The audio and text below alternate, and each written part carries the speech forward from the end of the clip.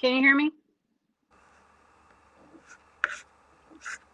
Hey D, I unmute can't hear you. yourself. Can you hear me? D, unmute yourself. The little microphone. Yeah, you muted yourself. Um,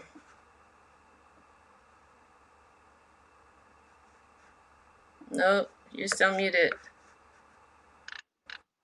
All right, do this for me. Hang up and then hit the link again.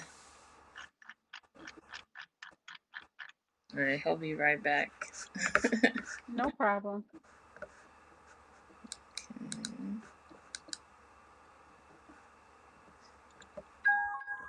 Okay, here we go.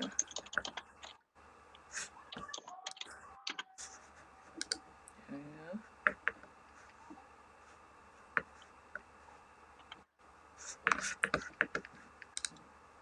Hey D. Right. All right. Good to go. There we go. Good to go. So before we get started, um Yvonne, I'm gonna introduce you and then ask about your just your experience, your uh I guess the path you took through education to where you are now. So Okay. that when I ask the questions or whatever, people are like, oh, okay, yeah, she the real deal. She knows what she's talking about. They don't think I just went and got uh Tasha from around the corner to start to start questions. They know that we got somebody who's the real deal. Okay. Okay. All right. So hold on before we start too. So what should I say? Don McLean, and then say what title?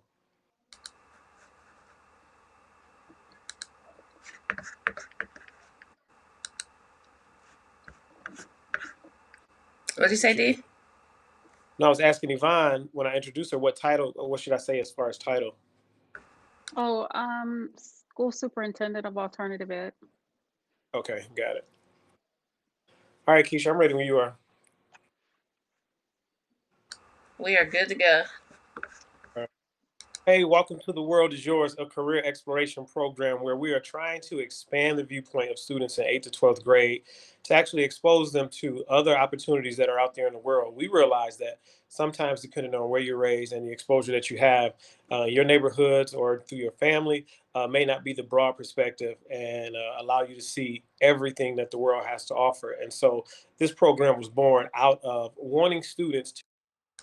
Uh, there are many opportunities out there that they may not know about, and that's what our goal is to expose them, mentor them, and guide them, and prevent the wasting of time by making a mistake. So today we have a special guest with us that we want to talk to, and we have Yvonne, a great friend of mine who is a school superintendent, and I just want her to say hello, and then I have a couple of questions just about her path and where she is right now. How you doing, Yvonne? I am doing great. It's good to be All here. right. So to me, when I always heard school superintendent when I was younger, and I would think you're in trouble if you have to see the school superintendent. Now, that's I realize that's not the case. So when superintendent, where did you start in education, and what path did you take to get to where you are now? I started in education over 20 years ago, and I started out as a school social worker. I initially obtained my degree as a MSW. And while Okay. working in the schools as a behavior specialist, one of the administrators that I worked under came to me and said, "You really have the skill set to be a school leader, and Hmm. it would really benefit you to go back to school to be a school leader." What she noticed was that although I was a school social worker and behavior specialist, did well with working with kids and parents and behavioral issues, she felt like the teachers relied on me as a leader because I also dealt with disciplinary issues at the school. She didn't have an assistant principal, and I automatically took over that role. Not only that, I developed different curriculums that I utilized in the classrooms to do social emotional learning with my kids.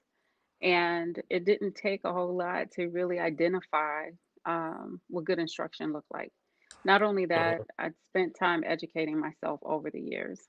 So I took her advice, went back to school, and obtained my degree in ed leadership and went from there. I 6 years within my career, I ended up being a assistant principal. I've worked K through 12 as an assistant Okay. principal, and then eventually became a principal of K through 8, and now superintendent over alternative education. Now, where I am now gives me the opportunity to combine both degrees. It helps me to lean on my behavior health, my behavior sciences, and my educational degree. So I love it. Oh, so I really wanted to have you on because when the idea of the world is yours first came about, um, your school was the first place that actually put some of it in, into action. It had little legs, and now it's growing as we realize that there are more needs that students have. As I learning just from my experience dealing with, especially in Detroit, because that's where we're from. Dealing with some of the students, we Hmm. understand the heartbeat of this city, and so we kind of figure out, okay, this is what they need because not much has changed since we were younger, and it kind of like want to Right. give them the same felt like we missed. So with the program being a threefold program where we have a mental health specialist who is on a weekly basis giving students guidance and help to deal with the mental health aspect of what students are dealing with today. Then we have someone who is giving them a financial literacy tips on a weekly basis because the program is 8 weeks. It's an 8 week course. So they're getting the mental health, the financial literacy, and then they're getting up close and personal with young professionals from a broad range of career fields where they can ask them questions. They hear about how they grew up, how they matriculated through school, and their different experiences. You, as a superintendent, being an assistant principal, being a social worker at the schools, when you hear a program like that, uh, does it sound like it is valuable and is something that's needed today? If so, then tell us why, from your perspective, what you see with students and how it may be able to help teachers or the school as a whole. Oh, most definitely see it as a benefit. Kids always need to be able to have that real world experience. They need to have professionals that come in that are working in various different careers so that they can help them understand what that really looks like, how they can apply what they're learning in the classroom in regards to math, what they're learning in the classroom in regards to history and things of that nature. But they always need that real life experience. They also need to be able to have people come in and talk to them about understanding how the decisions that they make right now and the Mhm. habits that they develop right now affects them later in life. So any type of real life application that kids can glean from is always helpful for them. Now, I guess something else that I want to do, because I don't want to try to toot my own horn. I want to be on the humble here, but I do want your honest review of what you saw when I was at the school working with your students. What did you see from the beginning to the end of the time that I was there? Like, what from the students? What did you hear? What did you see? What did you think about how the program turned out for them? Oh, it was awesome. My kids look forward to you coming at the times that you were coming. They look forward to the motivation, the encouragement, the real talk, the real Mhm. life talk that they don't necessarily always get to have, whether it be in their community or even whether it be with some of the teachers, because oftentimes the teachers are busy, people have their schedules, they're able to connect here and there, but it's not always able to connect on a real level the way that you were able to do with them in the classroom.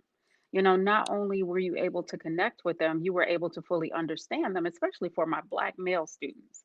My girls too, but especially for my men, my boys, they were extremely important to me to have a Black male in front of them, explaining to them that where they are right now doesn't define, or the things that they've gone through within life does not define who and what they can become. That's totally within their hands, that's totally within their control, but also helping them to understand how education is important in that process and why it's Mhm. important in that process. And so they looked forward to those conversations with you. They looked forward to that motivation, that encouragement. They looked up to you, as a mentor, and it helped to get them excited, you know, um, Right. but also taught them real life lessons. Mhm. Wow. Okay. I guess the last thing that I want to ask you then Unfortunately, is, I couldn't get you to sing like I wanted you well, to. well, I always get beat up over the singing. So one of the last questions that I want to ask, because people may see uh, a commercial or something that we have, or they may go look online and see something there and say, "What is this?" So if you, as an administrator, because people trust, teachers and educators, if a parent comes to you and says, "Hey, I saw this program when I was on Facebook called The World Is Yours," should I be bothered with this? Do you think it's worth it? What is the value? What can my kid gain from something like this? Or what do you see the main benefit as? What would you tell that parent? I would tell them most definitely. In the world that we live in, our kids have so many various different influences coming at them. So many influences that we cannot control. Why not put in their life those influences that we can control, that we purposely put in their life, that we intentionally put in their life? Kids are on social media all the time. They're getting all vast difference of information that's going in and out of their mind. Like I said, that we have absolutely no control over that can take them down a rabbit hole that we don't want them to go.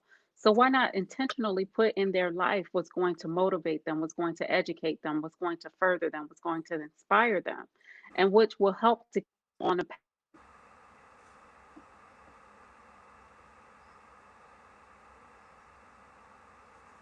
Uh, I can't. I can't. I think we lost sound. I can. Can you hear me, Yvonne?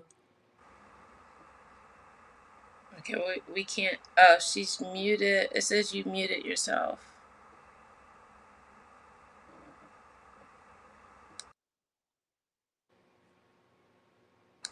It's still showing you muted yourself. And see, I never touched anything when it happens to me. Okay.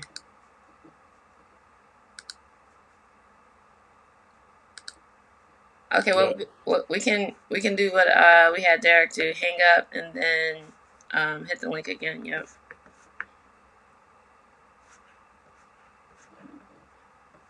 It's good. Yeah, it was pretty much that was gonna be pretty much it too. Because I don't want these to be too long when people look at the time once we post it, that they be And then you can get some tips too. so. Okay, 1 second. Here we go. Well, I don't want to give tips on this. Okay. We could do something about that separately because I want everything that we do. I want it to be pointed. I don't want several things to be across one thing. If people see it, I want it to be just pointed. Oh no, she hung up. She is right there. I was adding her to the screen. She hung up. Hmm. Okay, here she goes. All right, I see you. And actually, if it's not working, I can call her. I can hang up because we got I really see her what right. we. We're here. She's Okay, here. I'm here. Can you guys hear me now? Oh, Uh-huh. yeah. Okay, the I was better way to have done it for me was probably to send it to me through email. Then you would have been able to keep me on because if a phone call comes through, I think that's where it mutes you, even though you don't mute yourself, but it doesn't Yeah. allow you to unmute yourself. oh, And Okay. so it probably would have been best to email me the link and have me do it that way. And if well, you guys still want me to, I have a little bit of time where I can. I think we got like Keisha. What you think? I think we got a good take though. What we Yeah. need really, because I have another question. So Uh, I think we got like pretty much what we needed. Um, did you talk about the resources and like the lack of it and how it's more so a supplement than a replacement? Yeah, she said that. Okay. She said how to address some things, but when you have to come in, that it I forget how she said it, but she said that. Okay. Yeah.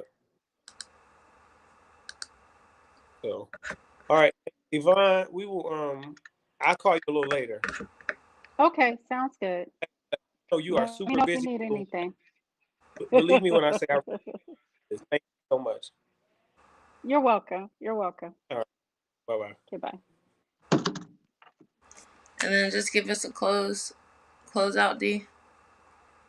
Um, Oh, okay. So there you have it. We have heard from somebody who has 20 years experience, and I actually started the program at one of her schools, and we had a great time. We just want people to know that we want to supplement what is going on in the school systems. We're not trying to replace anything. We just want to add on to it. You teach a student certain things, and so many times we hear students say, "What am I going to do with this class, this subject, when I in the real world?" And that's what we want to show them. And so we figure if we can show somebody who's in a career field, who is successful, who is sharing experiences that they have, that it just places that much more incentive on education. We do believe that the rest of your life starts in the eighth grade, and that's why the world is yours starts right there, so that we can get you prepared for high school, so that you can maximize on those grades, potentially get scholarships, get into whatever programs that you want. So if you're watching eighth to 12th grader, parents, if you're listening, we want to tell your students, we want to tell you that the world is yours.